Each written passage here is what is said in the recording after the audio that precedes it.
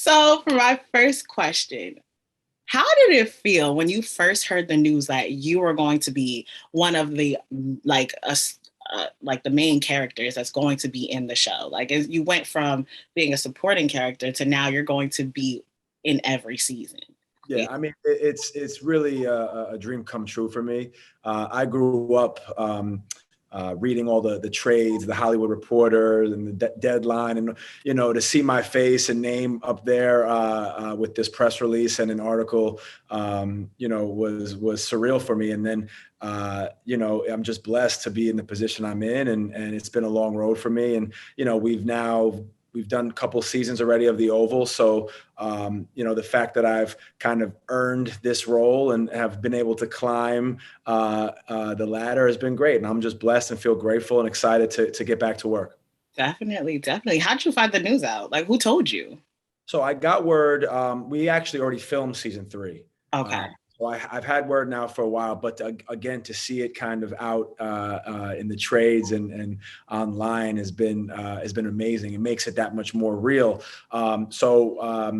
Mr. Perry himself had given me word, and I got a call from casting as we were preparing for season 3. So I've known for a little while now, but it doesn't make it any. It makes it's still that special and that surreal for me. So I'm taking it all in. A lot of people think that sometimes when people get these roles or they move up in their career, that is just something that's given. But no, like there's a lot of work that happens in the background that people just don't see. Oh my goodness. And you know what? I meet people every day who say, whoa, and they think this happened overnight. It's been years and years of work and sacrifice. And, it's just such a long road. It's a cutthroat industry.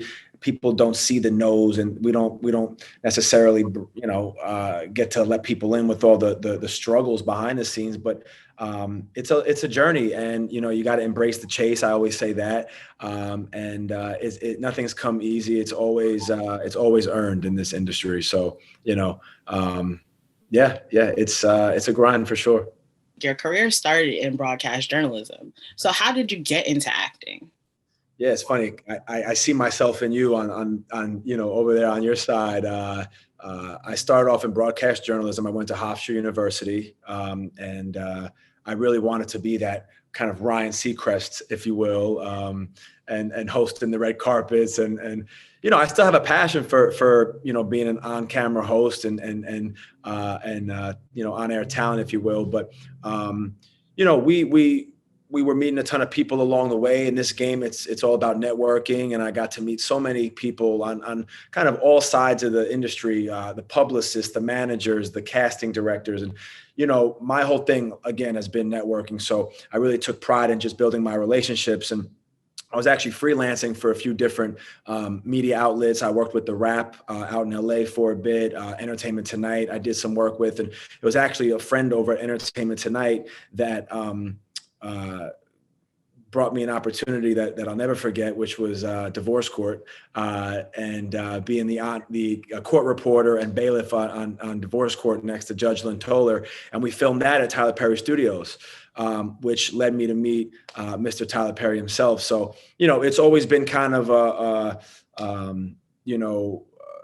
snowball effect. We would always take names, opportunities, build your brand, and acting kind of just took over. And I've always had a passion for acting, and I'm happy now I can really say that's my main focus and gig is acting. And fortunately now I can say I'm, a series regular on a hit cable show. So we're pumped. I've been watching the show and I'm like, okay. I'm like, no, they need to give his character more camera time. And now look. It's coming. Listen, it was a slow, kind of gradual build up, but there's going to be a lot more Alan coming, and we're back next week on Tuesday, which we're excited about. So the Oval returns on BET. 9:00 on Tuesday, the 20th. So from there, you'll see Alan kind of build his storyline and all the other craziness on the show coming along with it. So we're excited to get back on everyone's TV screens. And you'll see a lot more Alan. Now, you mentioned we're going to see a lot more of Alan. So, can you tell us a little bit of what we can see? What's going to be happening? Well, you said you're watching the show, so you know that this is just a crazy train. We're on the crazy train.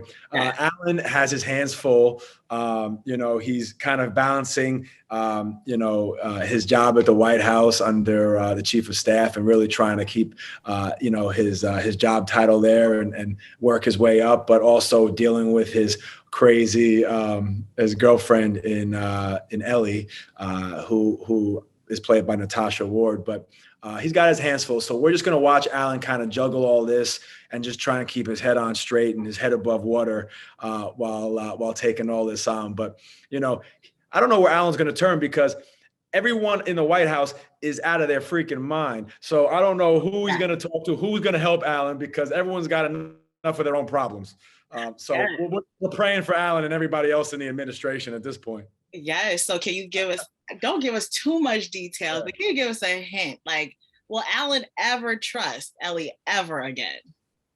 He loves Ellie. He wants to trust her again. And he's giving Ellie a lot of opportunity to kind of prove herself. He won't leave. Ellie is trying to get rid of Alan now. She's over him and all his craziness, which, I mean, if I think she's a little crazier than Alan is, but he wants to make this work, and she's not playing fair. She's not playing ball. So, we'll see what happens for them, but if anything, it's going to get a lot worse before it gets better. And, we'll see where those two end up. Definitely. Now, the premise of the show is in the White House. Now, do you feel like the current state of, our whole and political world, everything that's been happening for the last 5 years, does it make you like look at your character in a different way, or do you have a different feeling towards the show?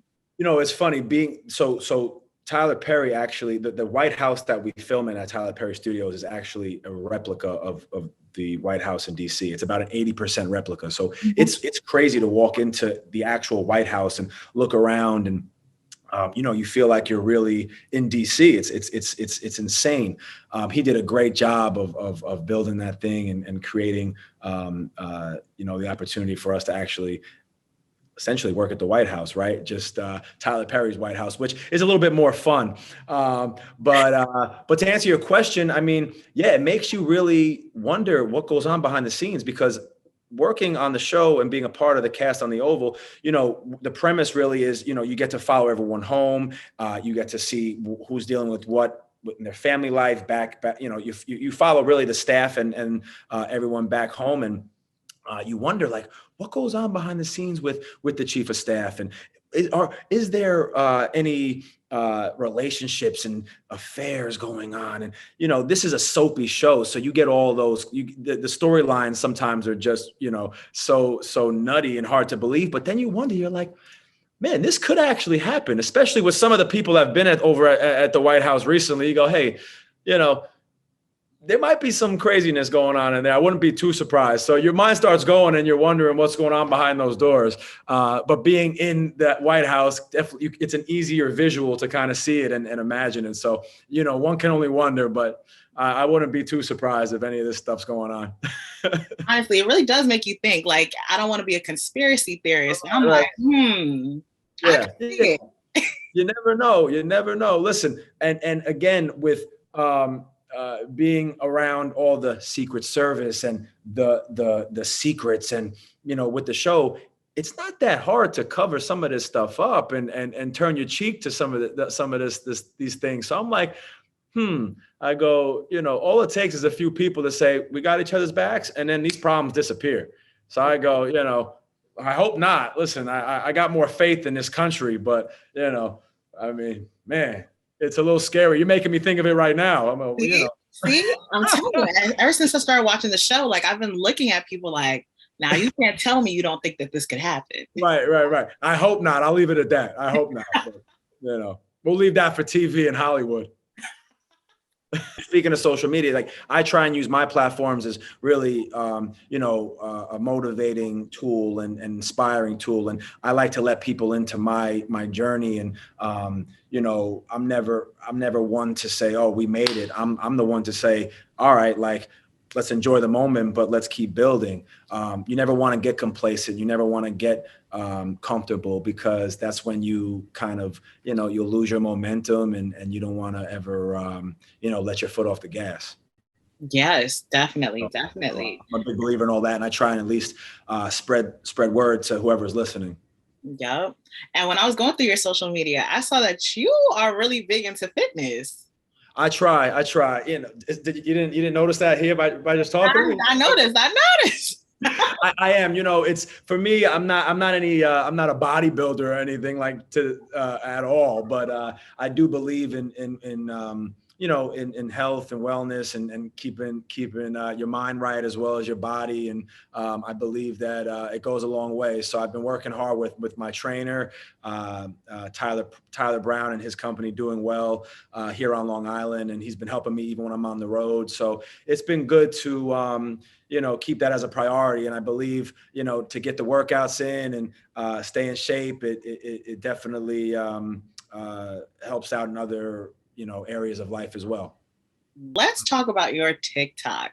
I love your grandmother. She kills it. Yeah. 94. Can you believe that? 94 years old. Like, it's ridiculous. She moves like good. So we do these TikToks and we have so much fun doing them, but it's so funny because what people don't realize is she'll hit all this and she'll be doing all these. It's one take. She's like, let's do it. It's 1-2 takes. We bang it out and we're good. It's like, she amazes me. She is just incredible.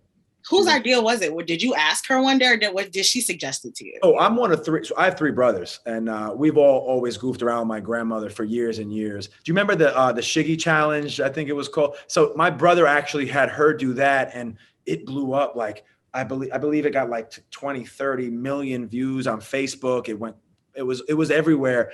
And we kind of said, man, people love this. And who wouldn't love a 94-year-old just, hitting the dab and doing all these moves.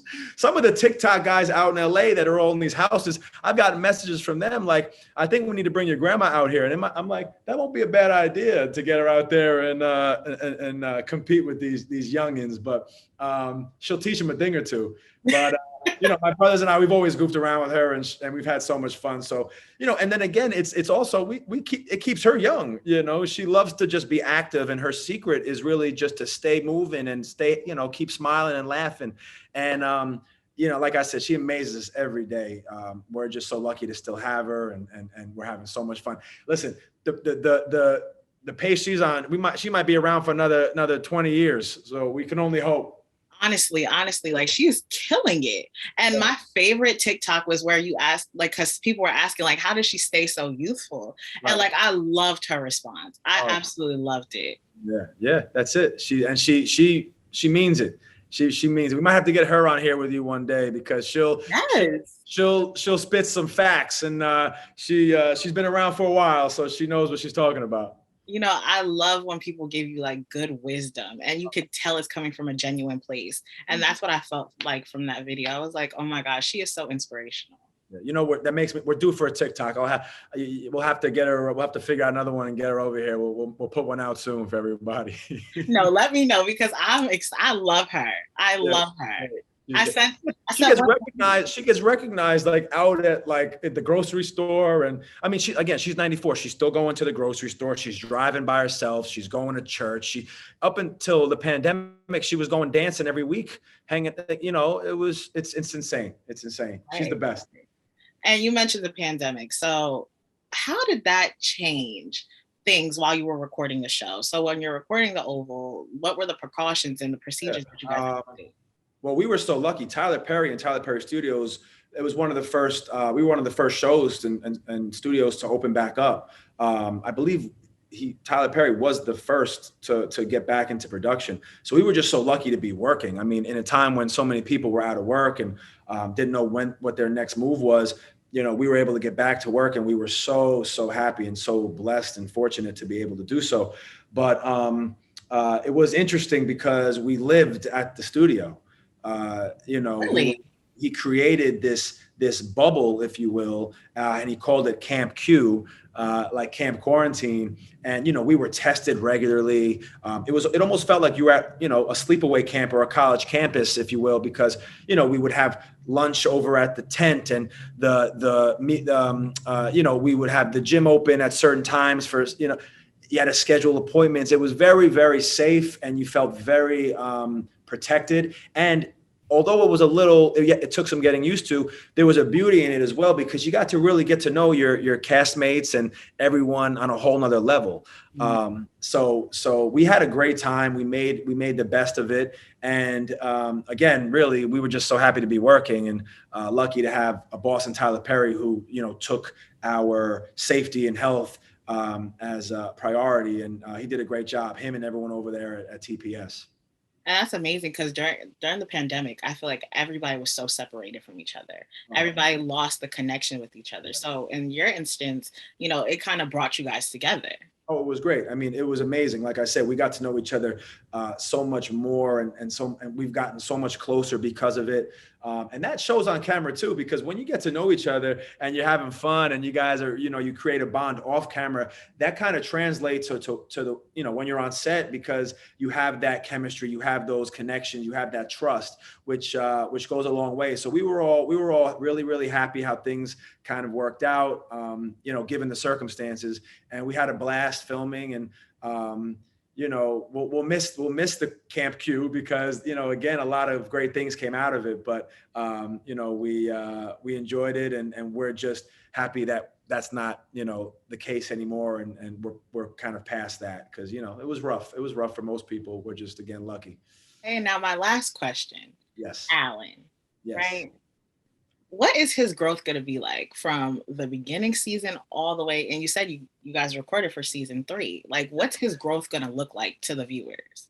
Well, like I said, you'll see a lot more Alan. He's going to be, he's got his hands full. I don't want to give too much away, but what I will say is that, he's not going anywhere. He's not going anywhere because, well, you know that now, because now I'm a serious regular. That was the first question, but he's not going anywhere. He's got a lot to see through. And he's been bullied a little bit. He's been bullied a little bit by the president. By not only the president, but obviously at home with Ellie, and he's feeling some type of way. So I think he's gonna once he can kind of get his head clear and back on track, I think he's gonna be out for his.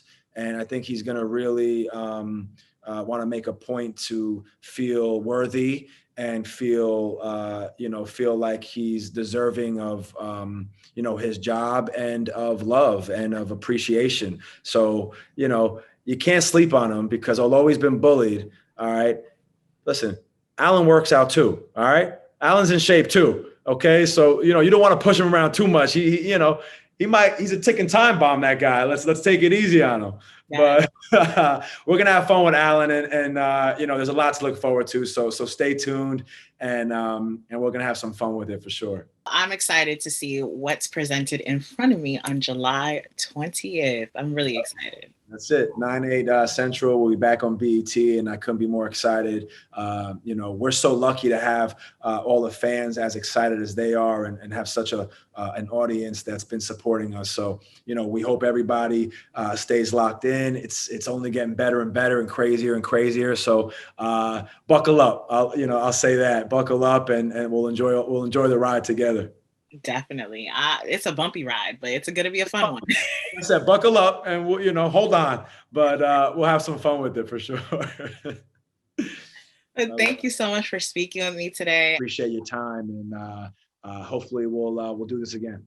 Definitely. And I'm watching out for Alan, because I just want the best for him. Listen, some people on Twitter and social, they get on Alan a little bit. I think some people got a funny, view of him. So root for him. I need everybody on Team Allen. We need as many people having our back, as we can. So root for Alan with me, okay? Yeah, we're definitely going to do that. But thank you again for joining me today, okay? I appreciate it. I appreciate it. Well, Thank we'll talk soon. Best of luck. you too. Bye. Okay.